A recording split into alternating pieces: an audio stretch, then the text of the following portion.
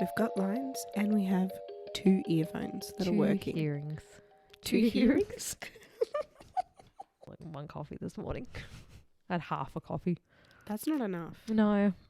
We'll see how this goes. You might need a coffee break. I think, oh wait, I had my script up, but I think I had notes, like as I remembered stuff.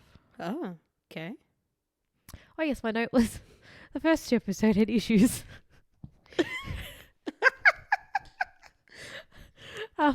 See, if you have listened to our first 2 episodes, especially in headphones, you might have thought your headphones are broken, but no, you would have only been able to hear it on Your left ear? in your left ear. Our equipment just wasn't working.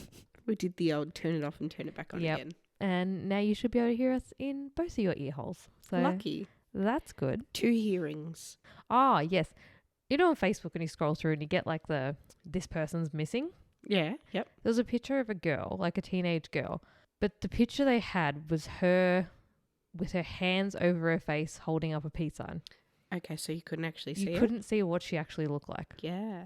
I was like, surely there is another photo of This person. Yeah, this missing person. But no, put up the one where you can't see what she looks like at all. They were just my 2 notes that I made during the week. Because I make them when I edit them. When I edit the podcast at the start of the week, by the time we edit again, I'm like, the fuck did I write? Yep. Yeah. Good times. Well, welcome to Disorganized Detectives. This is our 3rd episode. I just have another quick disclaimer. For Mother's Day, Harry gave me the plague. Oh, yes. Thank you to my first Mother's Day. So please enjoy the raspy voices. Your sick voice. My sick voice. What do you do, James I don't know Bond? what tutor. No, that's... I have no idea what that one is. I think it's Hawaii 5-0. Yeah, it's close enough. I think so. So today we have the case of the Soham murders. Soham? Where is this? In England? Okay. UK? It's somewhere over there. Oh, my fucking Logan poked me in the eye yesterday. Ugh. Oh, I've been poked in the eye for a while, but like his 2 little fingers went right in there. Ouch. Jay comes out, he's like, you okay? Why are you crying? Fucking can't see. Anyway, on Saturday the 3rd of August 2002, 10-year-old Holly Wells and her brother Oliver had a friend over to play and stay the night at their home in Red House Gardens. We nearly named Logan Oliver. Oliver was on our list for Harry as well. We had Oliver until we listened to an episode of the Alpha Blokes podcast. And they were saying about names, and then someone said that Oliver sounds like a fart in a bath. I was like, he can't be named Oliver. So, Mrs. Wells took the 4 children to Cambridge. The boys went to the cinema, and Mrs. Wells took Holly and her friend Natalie shopping. Natalie had arranged to stay overnight, and the girls went to bed late at about 10:30 p.m. When Mrs. Wells got up on Sunday morning, she checked on Holly and Natalie. Mrs. Wells said they had a midnight feast and there were sweet papers everywhere. Like lollies? Yeah, Okay. like wrappers. Okay. That was a quote from, I was like, from what? Mrs. Wells. What are sweet papers? You just eat them? They taste good. Like the Listerine. The little melty things you put on your tongue. Oh, They were okay. good. Sweet papers. Sweet papers. So like lolly wrappers. So rubbish. Yeah, there was rubbish and shit Trash everywhere. So in the morning they had cereal and toast for breakfast, and at around 11 a.m. Holly's best friend Jessica called to ask if she could come around. After phoning her friend Jessica on the morning of August 4th, she left her house in Brook Street, Soham at around 11:45 a.m. She told her parents she was going to give her friend a necklace engraved with the letter H in a circle, decorated with 2 dolphins that she had purchased for her on a recent family holiday to Menorca. Jess walked the roughly 640 metres from her home to Holly's home in Red House Gardens. The 2 girls and their friend Natalie played computer games and listened to music for about half an hour before Natalie had to return home. By 3:15 p.m, both girls had changed into replica Manchester United football shirts. Oh, now Did I it know click? what case Yep. we're talking about. It's clicked. Yep, as soon as you meant this, Yep. you can Menu. picture them. Yep. So they put on their replica Manchester United football shirts, one of them belonging to Holly and the other to her older brother Oliver. At 5:04 p.m., Holly's mother snapped a photo of the two girls before the children ate dinner. No one would have known how infamous this photo would become. Yeah, as soon as you go Manchester United, you're like, yep. I know these little girls. Yep, I know what we're talking about. I'm with you. You're on the same page. Yep. So, Jessica Chapman. Jessica was described as being tanned with shoulder-length brown hair about 4'6", tall and slim. Jessica was the youngest daughter of Sharon and Leslie Chapman. They and her sisters, Rebecca, 16, and Alison, 14, lived in a 4-bedroom, semi-detached house in Brook Street near Soham's picturesque pond. Her and Holly had met when they were only 4 years old and had been best friends ever since. People often describe them as being practically joined at the hip and were more like sisters than friends. Pop music was one of Jessica's passions, particularly S Club 7 and Steps. I cannot think of an S Club 7 song. No, I got bop in my head. That's not That them. is definitely not S Club. Don't stop, never give up. Don't reach the top. Bring it all back to you. Yes. Yep. Okay. Yep. Bring it all back. No, I just have S Club Party. I started bop. That's Hanson, isn't it? I don't know. So she liked S Club 7 and Steps. She was described as the more outgoing and confident of the two, a spirited tomboy with a cheeky grin who doted on her pet cat, Fluffy, and her dog, Toby. Fluffy and Toby. Fluffy and Toby. These are such children's names. It's pets. such like your first pet. Yep. I think everyone's first pet was Fluffy. Was yours? Mine was Prickles. It was a bird. Prickles. And then I got told my whole life up until 10, maybe 11, that Dad went to feed him and he got out of the cage. And then we went on a trip to Queensland and my mum was like telling me about Santa and the Easter Bunny and all that. And then she threw in that Prickles didn't actually fly away. They accidentally didn't bring him inside when it was cold and he's froze to death. Oh, Prickles. So rest in peace, Prickles. Rest in frozen pieces, Prickles. Is it like, when you euthanize a fish and you put them in the freezer and they just get cold and they go to sleep? Is it the same for birds or? I didn't know that about fish. If you pull them backwards, they drown as well. Okay. Right. Note to self, don't get Logan a fish. He'd probably fucking grab it out of the tank. But yeah, he froze to death anyway. Fluffy and Toby. Back to Fluffy and Toby. Jessica was a member of the Soham Town Rangers under-11 football team and idolised David Beckham. As everybody does. Yes, he's a specimen of a man. Specimen. He's not bad, just if he didn't talk. If you just look at him, he's great. I also feel like head down probably better. He's not bad. He's not my cup of tea. Well, yeah. Holly. So Holly Wells was described as the quieter and the more girlish of the two best friends. The only daughter of Nicola and Kevin, who runs a contract cleaning business. She lives Having a good day. I really am. She lived with them and her 12-year-old brother Oliver in a 4-bedroom modern detached house in Red House Gardens, a quiet, well-to-do cul-de-sac off Soham's main street. Joe Pedersen, who taught the girls at their Cambridgeshire primary school, St. Andrews, described Holly as a keen and talented dancer, a kind and helpful child who works hard and enjoys games. Nicola described her daughter as, she had blonde shoulder-length hair, which is straight and blonder in the summer. She is very pretty. Her eyes are bluey-grey-green. It's hard to describe. She's quite tall and thin, and she has her ears pierced, one hole in each. Kevin and Nicola Wells describe the girls going upstairs after eating dinner with the family. Kevin recalls hearing them initially in Holly's bedroom because the floorboards were thin. Holly and Jessica left Holly's home at 6:15 p.m. without telling anyone where they were going, but no doubt felt secure and confident in the area, which they had lived their entire life. God, my mum would kill me if I left the house at 6 o'clock and didn't tell anyone.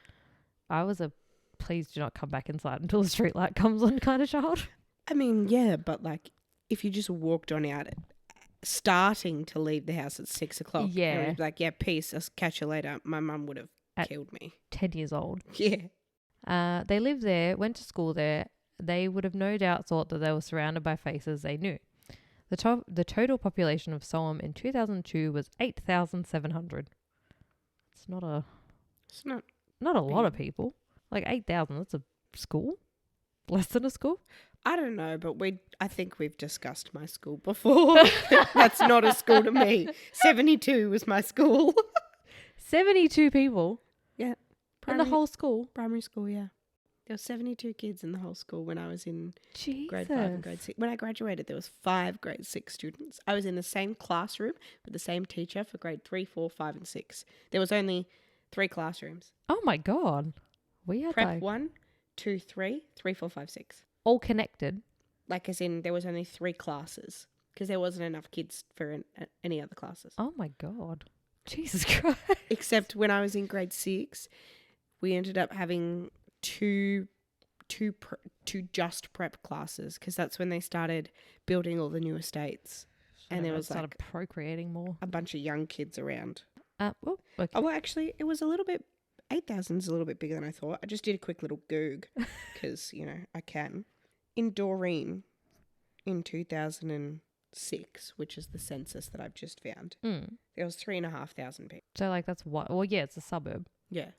Not that small. Isn't that what Sidham is? Sidham. That's not what we're What the talking fuck's about. a Sidham? I don't know. Do you mean Sydenham? No. Soham. So So they had 8,700 people. Soham a suburb as well? I think so. Or what are they? They call them counties. I'm pretty sure. Then. So the 2 girls had left to purchase sweets from a vending machine at the local sports centre. They don't need any more sweets. Yeah, the night before. Bloody hell. This is a different girl now. Yeah, but one of them. Yeah, one of them's them's hopped up on sugar.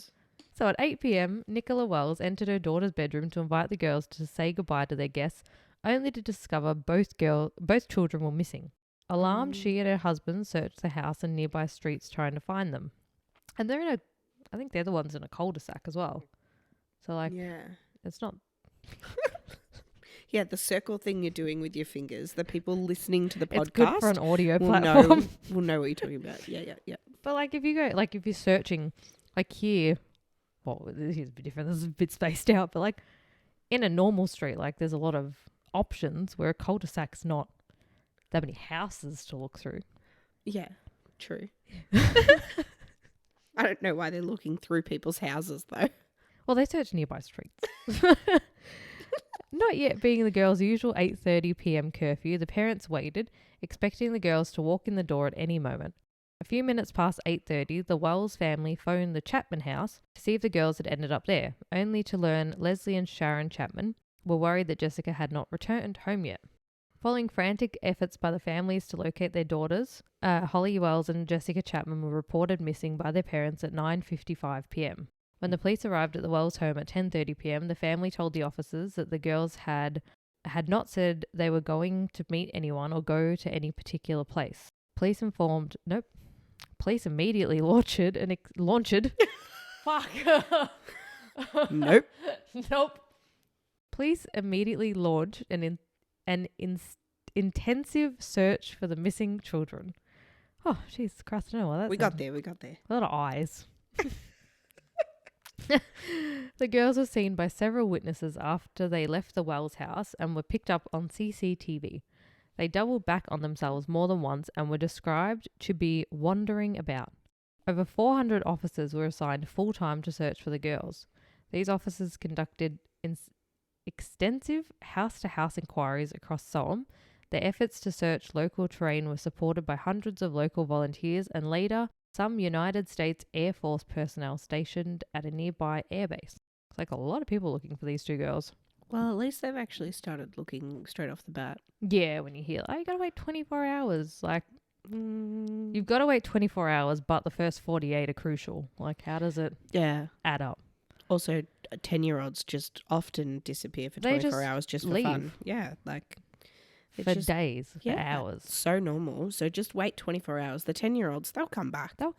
Yeah. They often just pack a bag and go somewhere. Hmm.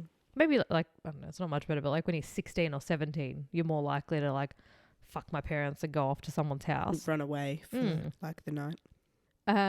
To help their public appeals for information, Cambridgeshire Police released a photograph Nicola Wells had taken of the children less than 2 hours before their disappearance, depicting both girls wearing their Manchester United replica football shirts. Because the girls had still been wearing the bright red Manchester t-shirts, they stuck out while walking around, and it stuck in people's heads. One witness said to the passenger in his car, "Look, 2 little Beckhams." Various witnesses had seen the girls walking up Soham's main street, Sand Street, and across the River Lode to the Village War Memorial. Then they had doubled back and walked to the sports centre on the Soham Village College site. The parents of both girls stated their daughters had been wary of talking to strangers, having been warned not to trust people they did not know. This was supported by the head teacher of St Andrew's Primary School, who told reporters, "The possible danger from strangers is something we have impressed upon the children from an early age." Suspecting the children had been kidnapped, investigators questioned every registered sex offender in Cambridgeshire and neighbouring Lincolnshire. Over 260 registered sex offenders across the UK, including 15 high-risk pedophiles, were also questioned, but were all eliminated from the investigation. Police also investigated the possibility that the girls had arranged to meet someone they had contacted via an internet chat room, but this was soon ruled out as well. A televised reenactment of the children's last known movements were broadcast nationally on the 10th of August. Both sets of parents granted an interview with current affair programs, along with other family members and friends of both girls, appealing via the media for the safe return of the girls.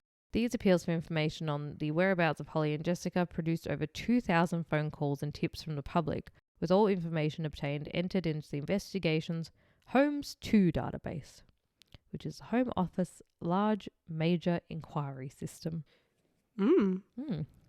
Shortly after the children's disappearance, Staffordshire Police contacted the investigating officers to report their suspicions the girls could have been abducted by the same man responsible for an abduction in their jurisdiction the previous year, in which a 6-year-old girl had survived an indecent assault by an abductor who was still at large, whose green Ford Mondeo had number plates which had earlier been stolen in Peterborough.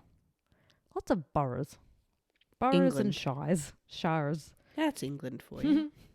The person responsible for this abduction and assault was also believed to have followed a 12-year-old girl in the same area, although in this instance his car had been fitted with number plates which had been stolen from Nottinghamshire. Should get Robin Hood onto that one.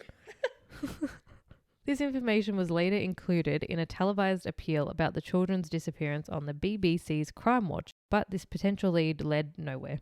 On the 12th of August, police launched an appeal to trace the driver of a 4-door dark green saloon car.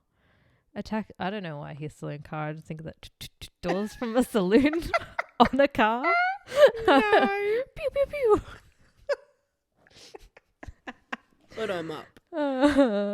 A taxi driver stated he had seen him thrashing his arms as he struggled with 2 young girls inside his vehicle as he drove on the A142 south of Soham towards Newmarket around the time that girls were last seen.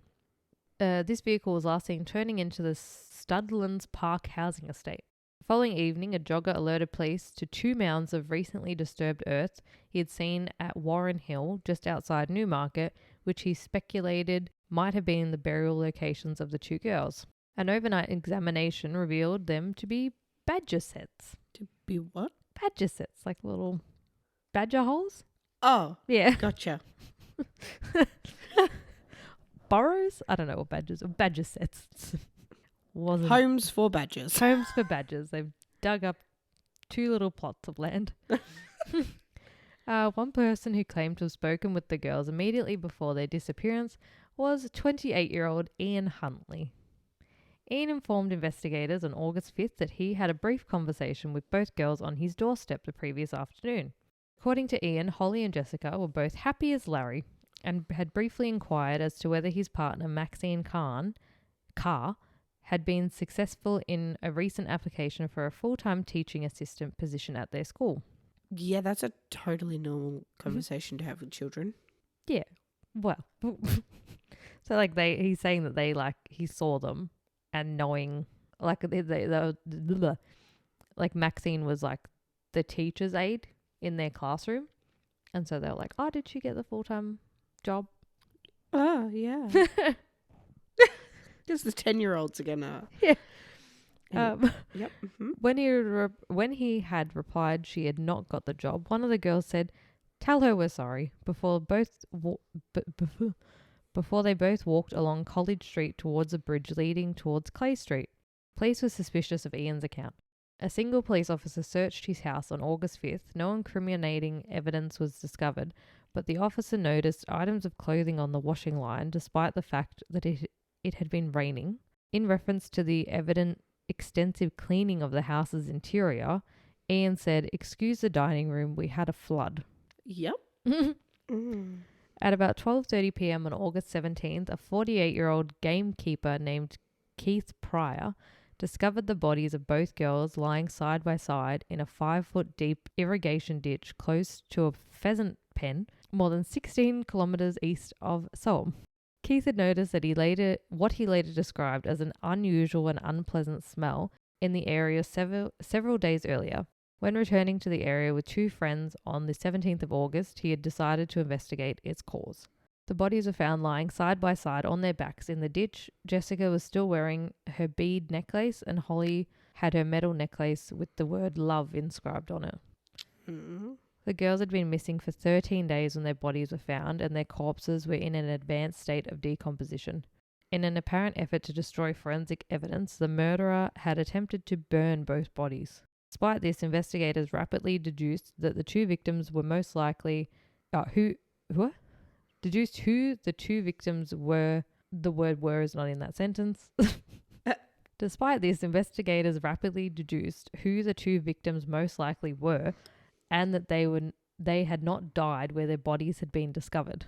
The following day, Cambridgeshire Deputy Chief Constable Keith Hodder released a press statement to the media confirming the discovery of the children's bodies, adding that both families had been informed of the developments and that although positive formal identification would take several days, investigators were as certain as they could possibly be the bodies were those of Holly Wells and Jessica Chapman. Sad. Oh, it just fucking sucks, but it's very quick. Yeah. It was 2 weeks. Yeah. Like, it's fucking horrible that they were found, like, their bodies were found, but some people, like, have never been, like, Madeline McCann. I mean, quick in terms of finding dead missing girls that weren't found alive. Yeah. Probably because the murder was fucking stupid. Yeah. On August 21st, the bodies were confirmed to be the girls via DNA testing. 9 days later, a public memorial service was held at Ely Cathedral. E-L-Y. L-A. This service was attended by about 2,000 people, including the girls' classmates, teachers, and the 6 family liaison officers who provided 24-hour service for both families. An online book of condolences attracted more than 31,000 messages of grief and sympathy, and on the 24th of August, football clubs across Britain held a minute's silence before games. When I was researching this, there was a little banner at the top of one of the articles, and it said, "This article was published 21 years ago." Shit. I was like, no, it's 2002. It's not 21 years ago. Oh, shit. Yeah. I was like, excuse me? Yeah, that's true. I was like, what? I mean, it does make sense when you think about it, but 2002 was like 10 years ago to me. Yeah, it should be. It's not 21 years ago. It's ridiculous. Yeah. England football captain David Beckham dedicated his first goal of the season to Holly Wells and Jessica Chapman. Beckham said learning that the 2 schoolgirls had been wearing his number 7 shirt when they disappeared had prompted him to dedicate his goal to them.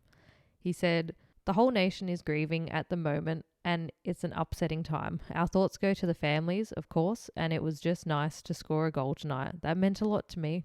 Asked if he was dedicating his goal to the girls, Beckham replied, "Of course. To see the 2 little girls with my shirt on was pretty nice, and I'm sure the whole game is dedicated to the 2 girls tonight."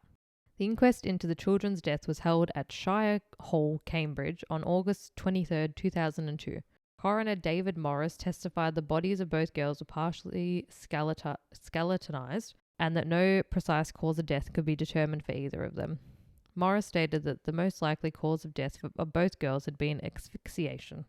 In the following weeks of the disappearances, Ian Huntley reluctantly granted several television interviews to media speaking of the general shock in the local community and his dismay at being the last person to see the children alive. Oh, you're digging yourself a hole, Ian. Oh no, I was the last one to see them alive. I'm so sad. I talked to them about the job. Again, audio, no one can see me digging a little hole. Yep. People can't see you. This is a podcast. By the second week of the children's disappearance, Ian had become an unofficial spokesman for the community of Soham. His explanation for this was that he wanted to convey to the media the frustration and despair the community was feeling. In one interview with Sky News correspondent Jeremy Thompson, during the second week of the search, he claimed to be holding on to a glimmer of hope the children would be found safe and well, and that he had last seen the girls walking in the direction of a local library. Lies. I'm getting a feels that Ian is suspicious. Oh. Don't be suspicious. Don't be suspicious. Ian is suspicious. He's suspicious. oh, Jesus. Oh, Jesus Christ. He's a little stitious. He's sprinkling with the stitious. Yeah. Just a sprinkle. His girlfriend, Maxine Carr, was also interviewed by the press during the second week of the search. In this live interview, Maxine confirmed Ian's claims to have conversed with the children on their doorstep as she had been bathing before both girls had walked away from their doorstep, adding, "Only wish we had asked them where they were going. If only we knew then what we know now, then we could have stopped them or done something about it." Yeah, sounds like you definitely could have done something about it. Well, she couldn't. Maxine also displayed a thank you card to the reporter, which had recently been given to her by Holly on the last day of the school year. Referring to Holly in the past tense, Maxine stated she was just lovely, really lovely, before making a direct appeal to the children. Just get on the phone or just come home, or if somebody's got them, just let them go. Do you reckon anyone's... Has that ever worked? Has that any, like, the kidnappers watching TV, they're like, please just let them go. He's like, okay. You know what? Because you asked nicely. Yep. Mm-hmm. I'll let them go. It probably has happened. Has it though? I don't know. We'll put a pin in that one. We'll see if it's happened. Well, let's hold that for later. By the second week of the children's disappearance, Ian had begun to lose weight and was displaying visible symptoms of insomnia. To one officer, he said, "You think I've done it. I was the last person to see them before beginning to weep." No, that's called a conscience, mate. Yeah, feel a little bit, I think you might guilty? be feeling a little guilty. Yeah, especially losing weight and not sleeping. And yeah, this is you going, they're on to me. Yep. When they're gonna not. catch me. Having participated in the search for the children, Ian regularly asked police officers questions such as how their investigation was progressing and how long DNA evidence could survive before deteriorating. Not suspicious at all, Ian. How to make yourself a suspect. Yeah. How long does DNA evidence last? How's the investigation going? Where are you up to? What have you found so far? Am I on your list? Who is the prime suspect? You It's are me. now. One of these officers observed 3 vertical scratches on Ian's left jaw, each measuring approximately 3 centimeters, which he claimed to have been recently inflicted by his dog. Uh-huh. Fucking Ziggy. It's small. He It's on my- scratched you? No. He bit you? I came outside yesterday and he was like right up at the door and I accidentally stepped on his paw and he went, I'm like, oh, I'm so sorry. I went down to like cuddle him and he fucking knocked me over and I scraped my wrist on the ground. Aww. Dog free to good home. Please email me at disorganiseddetectives@gmail.com if you'd like a stupid kelpie. Who is neglected according to neighbours. Neglected, yes. Very neglected. Poor neglecto No dog. brain cells. Dog. Police had also received information from several Grimsby residents who had recognised Ian Huntley in the television interviews he had given and recalled that he had been accused of multiple rapes several years earlier. How to Become a Suspect 101 by Ian. Yes. Well, Ian, I'll tell you about Ian. Tell me about Ian. Ian Kevin Huntley was born in Grimsby, Lincolnshire on the 31st of January 1974. Ian was described as a timid child and somewhat of a mother's boy. In his early years, he frequently threw tantrums in order to get his mother's attention. Childhood friends later remarked how afraid he was of his stern father. At both primary and secondary school, Ian was an average student. He was regarded as a loner, an oddball, and an attention seeker by his peers. Yep. It's better than, I think it was Martin Bryant's mum. And she was like, he was a fucking annoying kid. So, Harsh. that's your child. Like, say that in private, but not in a fucking newser. Yeah, he was annoying. Oh. He was a target of physical and verbal bullying at this school, but did form a few friendships via a shared interest in computer games. Mm-hmm. He also enjoyed football and was an avid supporter of Manchester United. Oh, so he wanted to steal the girls' jumpers. Just steal the jumpers. Don't have to kill anybody. No, they probably wouldn't fit him either. Probably not. No. Get your own. Get your own. In June 1994, Ian began dating 18-year-old Claire Evans, who he met through his employment at the local Heinz factory. Heinz Like beans. sauce. Yeah. Beans. I thought tomato sauce. I thought of baked beans. Yes, the Heinz. After only 2 months of dating, Ian proposed. Yep. And the couple married at Grimsby Registry Office on the 28th of January 1995. The marriage was short-lived due to Ian's volatile temper, which surfaced within days of their marriage. That's probably why he proposed so soon. He was like, quick, gotta trap her before I turn into a monster. Wasn't it after... It's like 3 months. 3 months you can hide who you are. And, well, after 2 months they're married and then shortly after. Get in that timeline. Yeah, exactly. Within a month, Ian had begun to regularly sexually assault his wife, subjecting her to indignities such as locking her in their house and cutting off her hair. Prick. Why would you... Oh. He sounds like a barrel of laughs. He sounds like a great guy. Yeah, love him. It just gets worse. Great. Lay it on me. Well, on one occasion, he beat his wife so badly she suffered a miscarriage. Fucking. Yep. He's just great. Following several weeks... Great guy. He's just...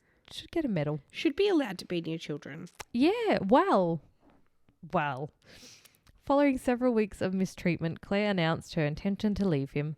In an attempt to emotionally blackmail her into remaining with him, Ian alternated between forging an illness and drooling before faking epileptic seizures, but none of these things worked.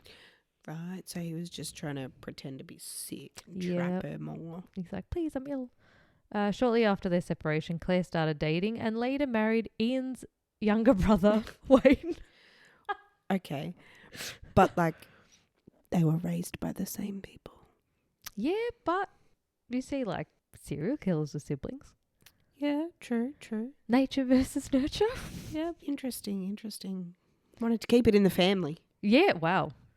She wouldn't have to change her last name again. True. Keep it simple. Yeah. In March 1996, Ian was charged with burglary.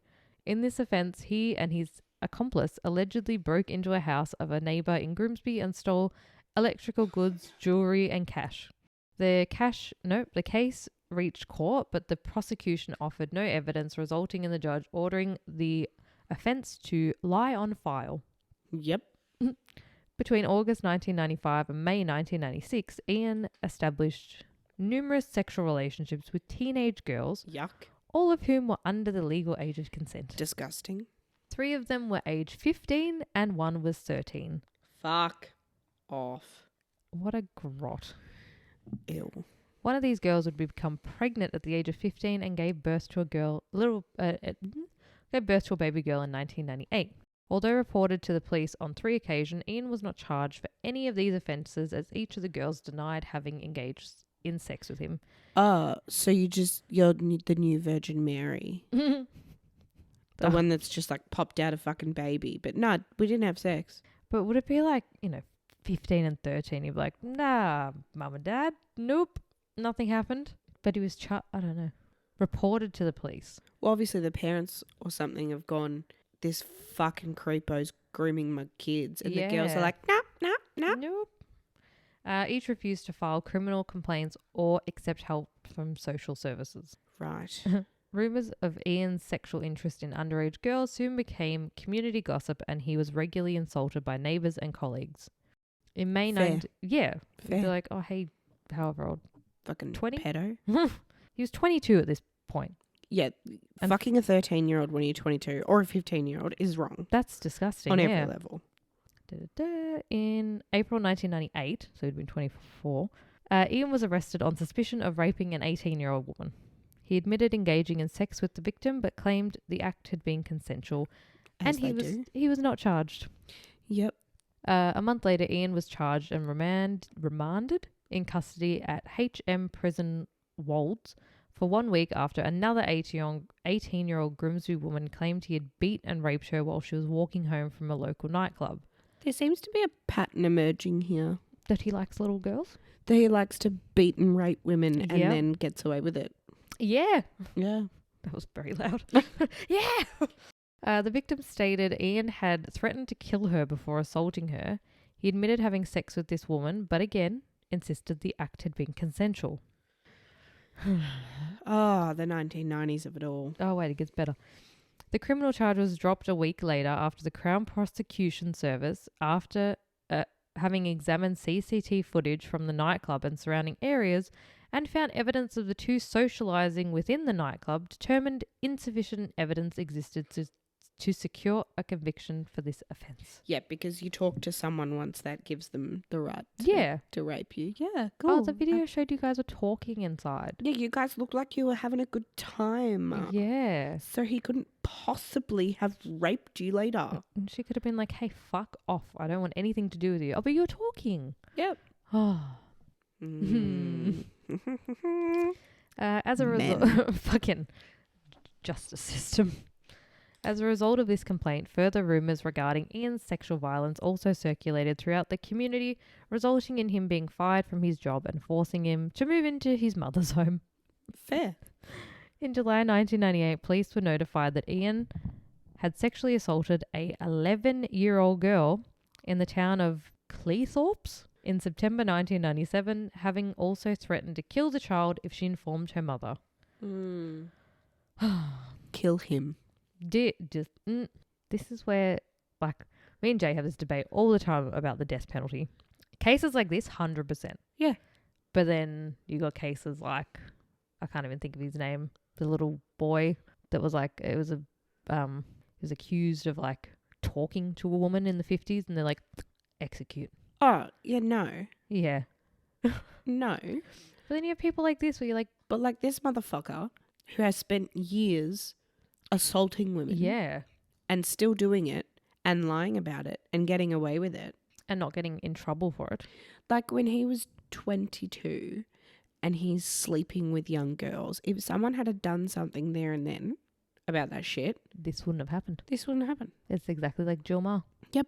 It's like the adult version of the child that never got told no during their life. I can just keep getting away with this because no one tells me off. Yeah. And And then, you end up with a spoilt fucking brat that no one wants to be friends with, except in this one, people get hurt. yep. In November 1999, Ian met 22-year-old Maxine Carr at a Grimsby nightclub. On this occasion, Maxine had been drinking with a former boyfriend named Paul when Ian, who was a casual acquaintance of Paul, approached the two and initiated a conversation. According to Maxine, she was instantly attracted to Ian's self-confidence and pleasant persona and agreed to begin dating him that evening. Oh, she moves quick. Within 4 weeks of their acquaintance, she had moved into Ian's flat, and the couple informed relatives of their eagerness to start a family. Shit. It's been a month. Fucking hell. I thought I moved fast. Yeah, I was like, Me and Jay moved in after 3 months. I mean, I don't know how many months it was when Beck and I moved in together. Mind you, we did start dating like a month after my marriage ended. So maybe... Yeah, mine was 2 months after my marriage ended. But I mean, we waited 2 years before we had a baby. Mostly because we had to save up money to do it. No, we're only a year. Like just over a year. And then I got pregnant. Maybe we were as... March 21 is when we started dating. Fuck, when was I pregnant? October 22. October 22. Yeah. Yeah, about a year and a half. It was about a year and a half. Yeah. Yeah, when you know, but Yeah. these guys are gross. Yeah.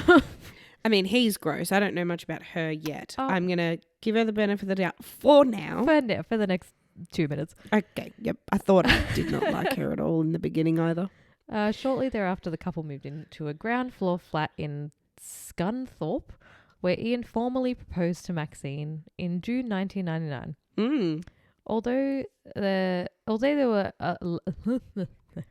although they were a loved-up couple in public, Ian was very possessive of Maxine and is known to have emotionally abused and or physically assaulted her frequently, often ending in Maxine returning to live with her mother before Ian persuaded her to come back and live with him.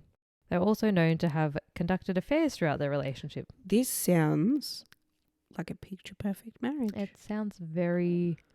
Healthy. Yes, that's what I was thinking. I was going to say non-toxic. I couldn't think of the... Healthy. Healthy. Healthy couple goals. Yeah. Couple goals. Noting how Maxine often became flirtatious when she consumed alcohol, Ian sought to minimize any opportunity for her to drink or otherwise socialize outside his presence for fear of her cheating on him with another man. He is not controlling at all. No. He's a great guy. A perfect boyfriend, fiance, yes, of 2 months, 3 months. By 2021, Ian had re-established contact with his father, who worked as a school caretaker. On his days off, Ian would help his father and soon developed aspirations to become a school caretaker himself. Yeah, because that's where little girls are. Mm-hmm. By his father, Ian learned of a school caretaker vacancy in nearby Soham Village College in mid-2001. Mm. He applied for the position using the alias Ian Nixon. Mm. No background check was conducted before or after his job interview, and although Ian lacked extensive experience in this form of employment, his application for the position was successful. Well, that there are so many things wrong with that. Yeah. You have no experience and no background check and nothing. Why? You're hired. I understand that he's not a teacher, but anyone who works with children... He's a caretaker. Isn't that just like a groundskeeper? Yeah. It's a groundskeeper. I understand that he just like looks after the garden. I get that. But anyone who has access to children needs to have a background check. Yeah. Because surely they would discover that there is no information on Ian Nixon, and they'd be like, who the fuck are you really? And even like your ID would not say Ian Nixon. What the fuck were they thinking in the school where children are kept? Yep. And it's still not even. I think it's a college, so it sounds like it'd be like a high school. But still, that's his age range that he likes. Well, the girls were 10, so it was probably just like a private school or some shit. They went to a different school. Oh. Their body was found at the school he worked at. Oh, okay. But they went to school where the girlfriend worked. Right. Not the same school as Not where the he same worked. School. No. Okay. Same suburb. So there's just two fucked people working in schools. Oh, yeah. Just different we'll schools. Let's just expand our pool. Yeah. 2 schools? Double the amount of victims. Why not? His employers helped him to get the tenancy at 5 College Close, and he and Maxine moved to Soham in late September. In February 2002, he found Maxine a part-time job at St. Andrew's Primary School, although she lied about her academic qualifications when applying for this position. And they didn't check. It's fucked. That's very simple to check. Like, even now, to be like a cleaner, you need a working with children's and a national police check and fucking everything. Mm-hmm. This employment was initially voluntary work, but she later became a teaching assistant in the school's Year 5 class, where Holly Wells and Jessica Chapman became 2 of the pupils she taught.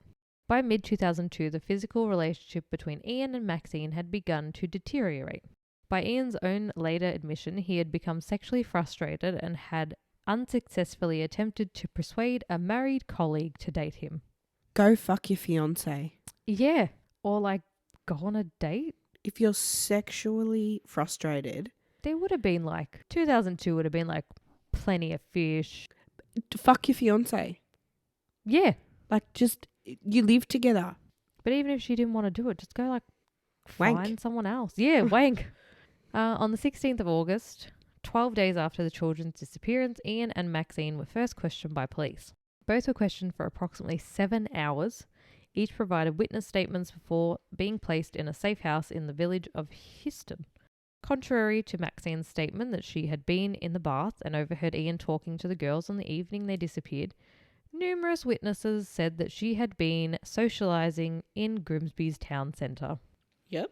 The same evening, police conducted a thorough search of both 5 College Close and the grounds of Soham Village College, where Ian worked as a senior caretaker. Each room of Ian Huntley's house had been Each room of Ian Huntley's home had evidently been recently and meticulously cleaned with what was later described as a lemony cleaning fluid. But the search of the home revealed many items of major importance to the investigation. The evidence and artifacts were not made public at the time, but the items recovered from the school grounds included items of clothing the girls had been wearing when they were last seen. Their charred and cut Manchester United shirts were recovered from a bin at Ian's place of work. Fibres recovered from these garments were a precise match to samples retrieved from Ian's body and clothing as well as from his home. His fingerprints were also recovered from the bin that contained the girls' burnt clothes. Ian's Ford Fiesta was also forensically examined on the 16th of August. This revealed that the car had been recently and extensively cleaned, but traces of a mixture of brick dust, chalk, and concrete of the same type used to pave the road leading to where the girls' bodies were discovered were found around the wheel arches and on and around the pedals. Good cleaning. Cover from the rear seat was missing, and the lining of the boot had been recently removed and replaced with an ill-fitted section of household carpet. Don't be suspicious. Don't be suspicious. Yeah, like how? Like, honestly, just cut the lining out of your boot and everyone's going to be like, why'd you have to cut the lining out? What are you trying to hide? Oh, I spilt something. Dead people. Yeah, blood. I spilt dead little girls in the back of my car. Panicked about DNA evidence, so I just How long does it cut take it to deteriorate? But even like, wouldn't you try make it not look suspicious? Well, he seems to believe that he will get away with anything. Get away with it. Yes. Funny that. He's given interviews left, right and centre. Yeah. Oh, I'm so sad. He is the unofficial spokesperson. He's just so sad that these little girls are missing. So Ian and Maxine were arrested on suspicion of abduction and murder at 4:30 a.m. on the 17th of August 2002. During initial questioning, Ian refused to answer questions and appeared evasive, confused, and emotionally detached, occasionally drooling during police attempts to question him in an effort to fake mental illness.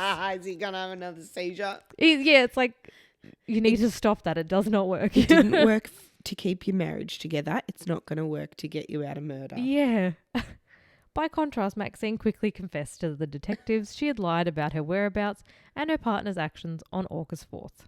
She had returned to Soham from Grimsby 3 days later. Ian had claimed to her in a phone call to have seen the 2 girls shortly before their disappearance, admitting, "The thing is, Maxine, they came in our house." Maxine... Yeah. Huh? Yeah, and then I cleaned it and cut out the carpet of my car for perfectly normal reasons. Innocent, Maxine. I swear, Maxine. Maxine said that Ian had told her that the girls entered the house only because Holly had started getting a nosebleed. He then claimed to her Jessica had sat on their bed as he had helped Holly control the bleeding from her nose before both girls left their home. And that's why I had to clean it top to bottom. Because the nosebleed got everywhere. Was everywhere. But he told the police it was because of a flood. Yeah, sorry. Ian had told her about all the false accusations of rape against him, and he was worried that if anyone knew the girls had come into the house, accusations would happen again. They weren't false. No. She had therefore later agreed to create a false story to support his version of events. You're an idiot. Yeah, you don't. After being informed of the discovery of the children's bodies and the evidence of Ian's guilt, including his fingerprints being recovered from the bin in which the children's clothes had been found, Maxine burst into tears, shouting, "No, he can't have been. It can't have been. He hasn't done it." Okay, but you were also referring to her in the past tense before anyone knew they were dead. Exactly. So, did you think that it couldn't have been him? No, you knew. Yeah, 100%. You knew he done did it. And you would have heard shit, like, because he was in Grimsby and, like, raping everyone. And she obviously goes there, like she was there on the night. So like surely someone would have been like, oh, hey, you're with Ian. Like he fucked 13-year-olds. And rapes women. Be careful. Yeah, surely someone would have mentioned even like rumors or gossip about them. Like, people. By August 20th, investigators had established sufficient physical evidence from Ian's home, vehicle, and Soham Village College to charge him with two counts of murder. To determine Ian's state of mental health, he was detained under Section 48 of the Mental Health Act for almost 2 months at Rampton Secure Hospital. Forensic psychiatrist Christopher Clark concluded in October that although psychopathic, Ian did not suffer from any major mental or psychotic illness and was deemed mentally competent to stand trial. Good. In his opening statement on behalf of the Crown Prosecutor Richard Latham, described the last days of the girls' lives and how, by pure chance, they had happened to pass by Ian Huntley's home at a time when Maxine was not present. That Ian had deliberately lured them into his home. Lured. At approximately 6:37 p.m. and that both had been murdered shortly thereafter, with cell site analysis showing Ian had switched off Jessica Chapman's mobile phone either outside his home or within the grounds of Soham Village College after both girls had been murdered. He then outlined the details of how Keith Pryor and his 2 friends had discovered the bodies on the 17th of August at a location Ian had known from his plane spotting hobby. Fuck. What a fucking loser. No offense to anyone that likes plane spotting, but like... That's something you do with a 2-year-old. Look, yeah, a plane. A plane. And where he thought they were unlikely to be discovered. According to Ian Huntley, this is what happened. He, Holly Wells and Jessica Chapman had entered his bathroom to stem a mild nosebleed Holly had been suffering when the girls had walked by his home. The bath was already filled with water as he'd been cleaning his dog that afternoon. In the bathroom... Your likely story. In the bathroom, he had slipped and accidentally knocked Holly into his bath while helping her stop her nosebleed, and this unintentional act had caused her to drown. I actually can't roll my eyes any further back in my head right now. If you fell into a bath, would you fucking drown? Like, unless you're a newborn that has no... It actually takes some time to drown. Yeah. So unless you just like accidentally knocked her out and yourself out and then no one was around. I think that is what he's trying to say. Like, oh, she fell, hit the side of the bath and then drowned. Yep. But you could also just pick her up out of the water. Apparently he panicked and froze. Oh, yeah. Mm-hmm. He further claimed Jessica had witnessed this accident and began repeatedly screaming, "You pushed her." And then he had accidentally suffocated her while attempting to stifle her screaming, which had preoccupied his attention as opposed to ensuring Holly did not drown. So he tried to stop the other one from screaming and accidentally suffocated her to death, and the other one just drowned while he was doing that. Yep. Yeah. Both of those things take time. Yeah, and I feel like unless very, very, very rarely would not happen. Like freak accident, not maybe. Accidentally, no. I don't think either of those things could have occurred accidentally. It's just he's an idiot. By the time his state of panic had decreased, it had been too late to save the lives of either of the children, and that his first coherent memory had been sitting in his own sitting on his own had been sitting on his vomit-stained landing close to Jessica's body. She blacked out? Okay, but pause for a second. I just Googled how long does it take to drown because I just want to know how long it takes. Because I know it takes at least 10 minutes to suffocate someone. Well, what's the... So I tried to Google how long it takes to drown, and the first thing that comes up is, help is available. Speak with someone today. And I've got Lifeline, Healthline. Oh, and no, then they think you're going to drown yourself. Drowning. Well, there's an ad for don't leave kids in the bath because it takes 30 seconds. But that's for a child. Me and Jay were talking about it. I'm like, yeah, it's like 6 minutes, isn't it? And he's like, no, it's 30 seconds. I'm like, oh. not 6 minutes. But yeah, 30 seconds. Like if she hit her head and then went into the bath and he's like panicked. He's like, fuck, fuck, fuck. Like maybe. But like the other girl screaming.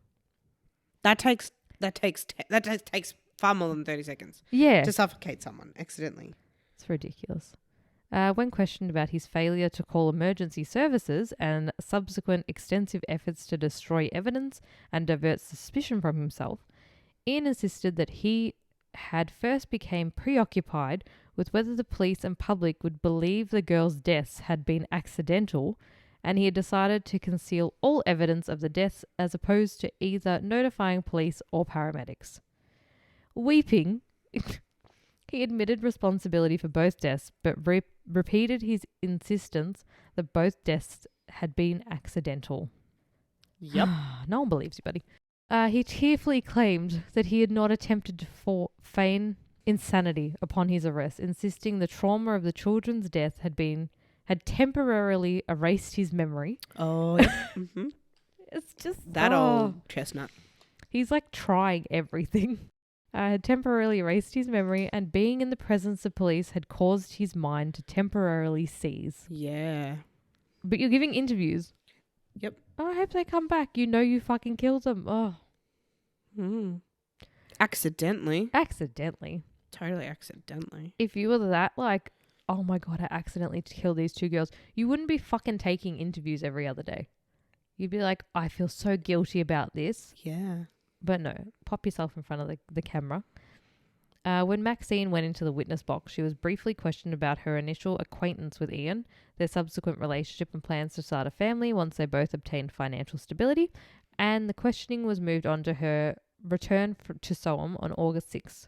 When she returned home, she discovered that Ian had recently washed their bedding and had evidently cleaned sections of the house. To these questions, Maxine explained that her first impression had been that Ian had had another woman in the house, adding that their bedding had only been washed just before she left. Why do you have to wash the bedding? Mm-hmm. She further testified to having noted a crack in the enamel of the bathtub which had not been there before she had left. Questioned about the efforts she had made to mislead both police and the media to divert suspicion from her partner, Maxine emphasized that she had only lied to police and the media and anyone who asked to protect Ian, who had repeatedly assured her of his innocence of any wrongdoing and his fear of being fitted up by the police for the girl's disappearance should they discover the rape allegations made against him. Yes, that's exactly why he wanted you to lie. Yeah, not the allegations. Oh, they're gonna make rumors again. It's like, oh, sorry, no, your fucking pattern of behaviors. You don't punch him. On the 10th of December, counsel for both prosecution and defense delivered their closing arguments to the jury. Latham delivered his closing argument on behalf of the prosecution by describing Ian and Maxine as accomplished liars, referencing Ian's likely motive for both murders and his claims at the trial that both deaths had been accidental. Latham stated, "We invite you to reject the accounts of both deaths being accidental as desperate lies. The only way out for him. We suggest that this whole business in the house was motivated by something sexual, but whatever he initiated plainly went wrong. Therefore, in this ruthless man's mind, both girls had to die in his own selfish self-interest." In a reference to Ian's claims both girls' deaths had been accidental, Latham stated, "Only one person knows what happened after they entered his home." He stressed that the cause of death was murder, adding, 10-year-old girls don't just drop dead. Very true. You just tell people what happened. Like, you're already fucking... You're done. Like, you are You've done been for. caught. Yeah. Just tell the fucking truth so that people can know. Yeah, and like, get closure and be like, well, yeah, this happened, but it's not like, I wonder what happened. Like, not knowing is just going to make it worse. The jury deliberated for 4 days before reaching their verdicts against both defendants. On the 17th of December 2003, they returned a majority verdict of guilty on 2 counts of murder against Ian Huntley. He was sentenced to life imprisonment with a minimum term of imprisonment to be imposed by the Lord Chief Justice at a later date. Maxine Carr was sentenced to serve 3.5 years in prison for perverting the course of justice. In total, she served 21 months of her sentence and was released on probation from Foster Hall Prison in Derbyshire on the 14th of May 2004. After her release from prison, Maxine moved into a safe house and was granted lifelong anonymity as well as being given a new identity. At court, her defense had argued that there was an overwhelming case for this move, and she is one of only 4 former prisoners in the UK to be protected by lifelong anonymity. Anonymity. The other 3 are Mary Bell, Robert Thompson, and John Venables. They're in the lineup. Yeah. According to reports, Maxine welcomed a son in 2011. She went on to get married in 2014 and lives in a seaside town with her partner and son. Reports say that her husband is fully aware of her past. Uh-huh. Like, I get, like, she didn't do anything, but you fucking lied, knowing your partner murdered 2 kids. It's a bit shit. Yeah. Minutes after their convictions, the parents of both girls granted an interview to the media discussing Ian Huntley's mindset. Leslie Chapman said, "I think he was a time bomb waiting to go off, and both our girls were in the wrong place at the wrong time. I hope the next time I see him, it'll be like we saw our daughters, and it'll be in a coffin." I don't think he was a time bomb waiting to go off. He'd already gone off multiple times. And he just wasn't fucking caught or convicted or anything. He was just waiting for his next. But I do agree. Next time you see him, should be in a coffin. Hopefully. On the 29th of September 2005, High Court Judge Mr. Justice Moses announced that Ian must remain in prison until he has served a minimum of 40 years, Okay. a term which would not be allowing parole until 2042, by which time he would be 68 years old. In 2018, it was reported that Ian had expressed remorse for killing the schoolgirls. According to The Sun, he recorded a confession for the killings while behind bars. The paper reported that he said, "I'm genuinely sorry, and it breaks my heart when it is reported I have no remorse, that I relish something. I do not. I can't change anything. I cannot remove that day from history. What I have done." Immediately after Ian's conviction, previous criminal allegations against him were made public. These disclosures revealed that not only had police failed to pursue numerous previous criminal complaints of sexual offences against underage girls and young women by Ian, but he had then secured a job in Soham, allowing him access to children. Yep. Mm-hmm. I'm sure that made people very happy. Yeah, they're like, oh, great. No background check, fake name. Love that. Love that. Upon learning of these public disclosures, Home Secretary David Blunkett, announced a public inquiry into the intelligence-based record-keeping and vetting system which allowed Ian Huntley to obtain employment as a school caretaker despite these previous criminal complaints which had been reported to police and social services. The inquiry recommended a mandatory registration scheme for people working with children and vulnerable adults such as the elderly and mentally handicapped. These findings ultimately led to the tightening of various procedures within the Criminal Records Bureau system, including compulsory checks into potential criminal backgrounds of people who apply to work with children. Fuck. If only they had a thought of that shit earlier. Yeah. Like, why wouldn't you think to protect children and vulnerable people? Well, they already had a sex registry, so they're probably like, that'll ping. Yeah, except When not they use a everyone's fake on name. it. Yeah. And also, not everyone's been convicted, but if you've been charged and investigated and shit, it should still at least be out there that you've got multiple accusations of rape and assault. And then go, you're not going to work at the school around children that are in your age bracket that you like assaulting. Oh, excuse me. The 2003 Chelsea Flower Show representatives of Soham Town Council unveiled an orange-petaled rose dedicated to the memory of Holly Wells and Jessica Chapman. The inspiration for dedicating a flower to the children's memory came from a poem read out loud at the memorial service on the 30th of August 2002 by the father of Holly Wells, titled Soham's Rose. In the years since incarceration, Ian Huntley has been repeatedly attacked by other inmates. Good. On the 17th of September 2005, while an inmate at HM Prison Wakefield, he was scalded with boiling water by convicted spree killer Mark Hobson. Imagine a spree killer being like, you're fucked. Yeah, well, you don't mess with children. Jailhouse Yeah. justice is a serious thing. Yeah. You don't fuck with disabled people, old people, or children. But I hate when they're like, oh, you're going to get killed. We'll put you in solitary confinement for your own safety. It's like, no.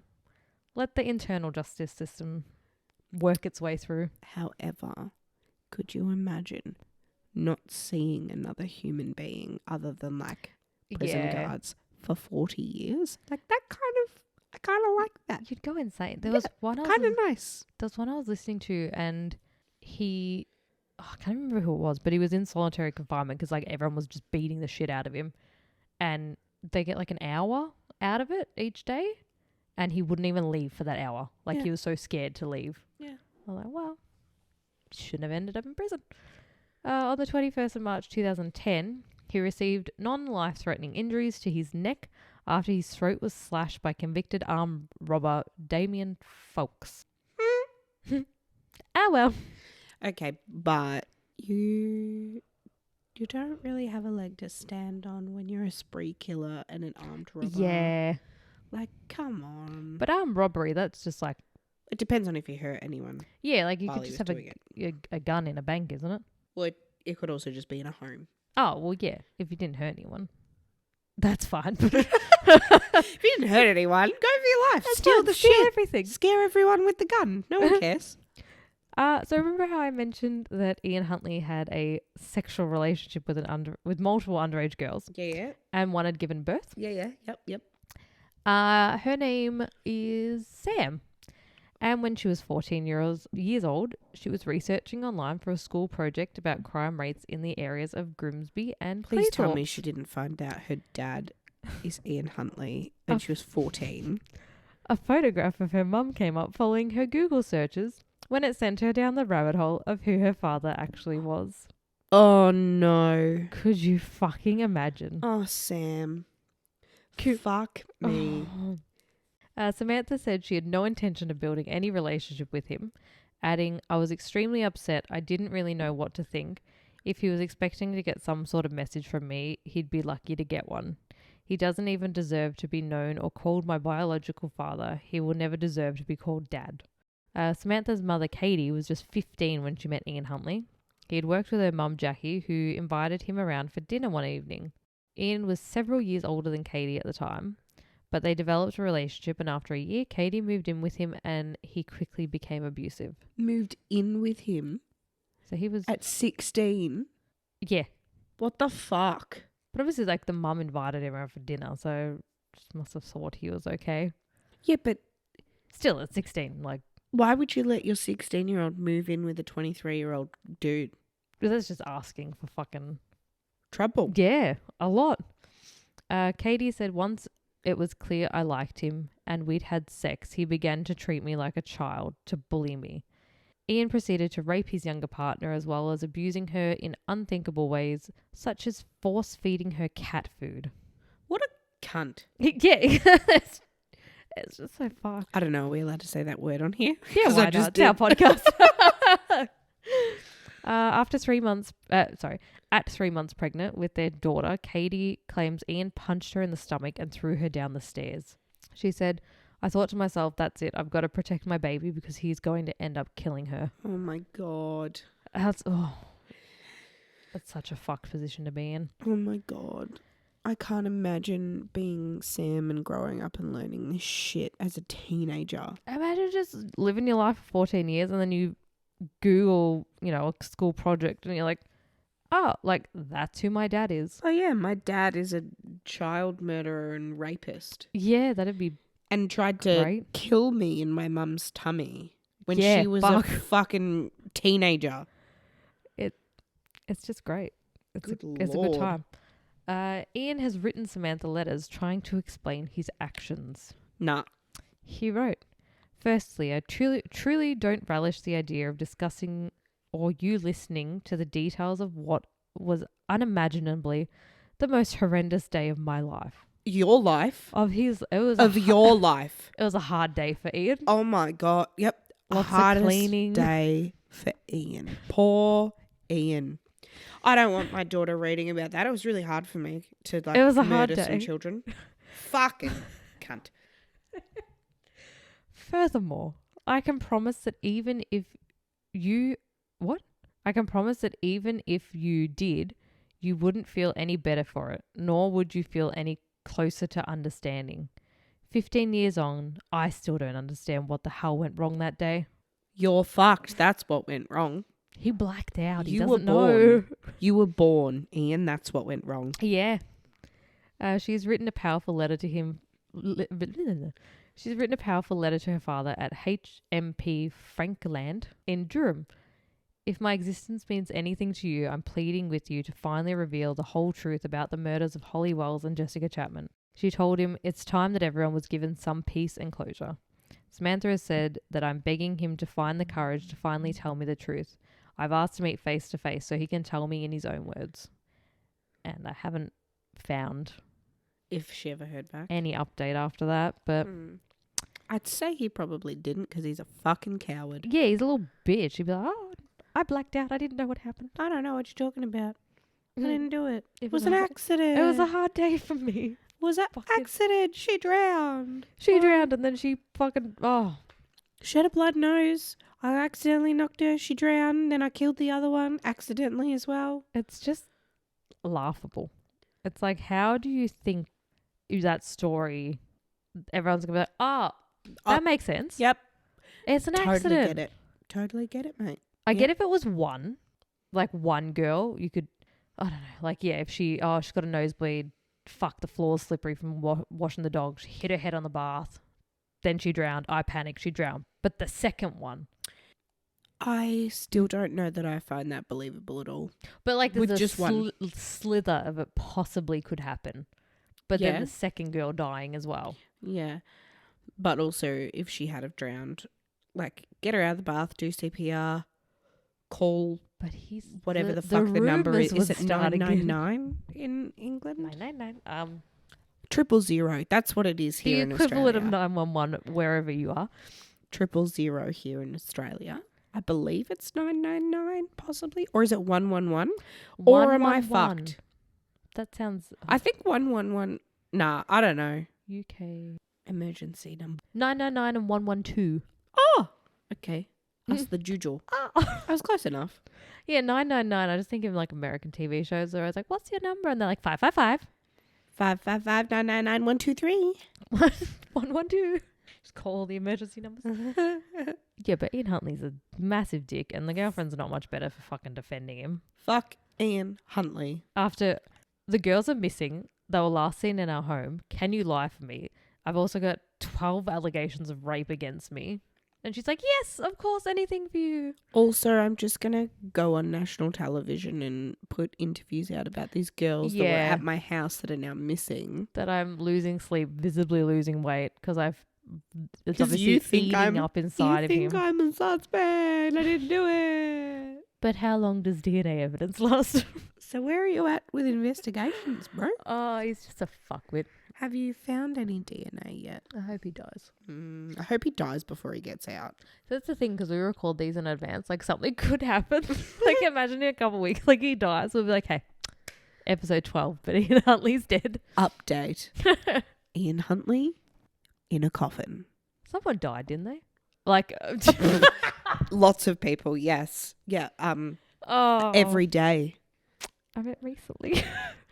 Yes, someone has recently died, yes. Someone probably has recently died. Not probably. They definitely have. Someone has definitely recently died. Oh, yep. Can't think of who it is. No. Literally just say a name and I can guarantee you they've died. Gil. Gil probably died last week. Probably dead. Somewhere in the world, a Gil has died. Jesus. Well, thank you for listening. Hopefully you haven't died. And hopefully you've enjoyed this. Jeez. Please don't kill anyone. Please don't kill anyone. Or rape anyone. Yeah. Maybe don't lie for your boyfriend. Don't lie for your partner. I feel like if you hear multiple rumors about someone that is very similar stories by very different people, And they're like, oh, they're just lying. Okay, also just like don't lie for them in a criminal investigation ever. Yeah. Even if you're 100% positive that they didn't do it, don't fucking lie. Yeah, don't lie. If you're 100% sure they didn't do it. Fight for them. Yeah. Fight them. Who knows? Fight the police. No, don't do that. Don't fight the cops. Bad choices. That's our advice. Yeah, you can follow us on Instagram at DisorganisedDetectives, or one word. A lot of D's in Disorganized Detectives. Helps when you're dyslexic. Oh, fuck that. I also don't know that I even know how to spell Disorganized Detectives. It's so fucking... I just copy and paste everything I do. Yep. Disorganized Detectives. Yep.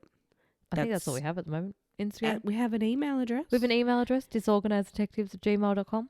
And all our audio will be on YouTube. If you want to listen on YouTube, you might be watching/listening on YouTube right now. That's also... There will be nothing to see, though. Oh, It's well... an audio podcast. I am put pictures. Well, it's not a video. You still won't see me doing a... She's also... And digging a shovel. No. Maybe one day. Dig, dig. Maybe Hi one ho. day. Anyway, we'll catch you next episode. Yeah. Goodbye. Bye.